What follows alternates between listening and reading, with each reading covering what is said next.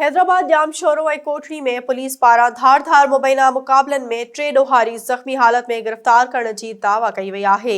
SS news जे नुमाइंदनि GM Chandio ऐं दीदार मल्हा मूजिबि हैदराबाद सिटी पुलिस सेंट मेरी चौक ते मुबैना पुलिस मुक़ाबले में हिकु ॼणे खे ज़ख़्मी हालत में गिरफ़्तार कयो। ज़ख़्मी जी सुञाणप मोहम्मद अवेज़ उर्फ़ पंचर जे नाले सां थी आहे। पुलिस मूजिबि मोटरसाइकिल ते सवार ॿिनि शकी माण्हुनि खे गिरफ़्तार करण जी कोशिश कई, जिन पुलिस मथां फायर कया। जवाबी फायरिंग में हिकु ॼणो ज़ख़्मी थियो। हुन जाम शोरो में सिछो जाम शोरो मज़हर नाइच जी अॻवानी में ॻुझी इतला ते बगियो मीरजत लिंक रोड ते ॾोह जे इरादे सां बीठल ॾोहारनि सां पुलिस मुक़ाबलो थियो। मुबैना मुक़ाबले में पुलिस जी फायरिंग में दादू वासी हिकु ॾोहारी रिज़वान ख़ान खे ज़ख़्मी हालत में इस्पताल मुंतक़िल कयो वियो।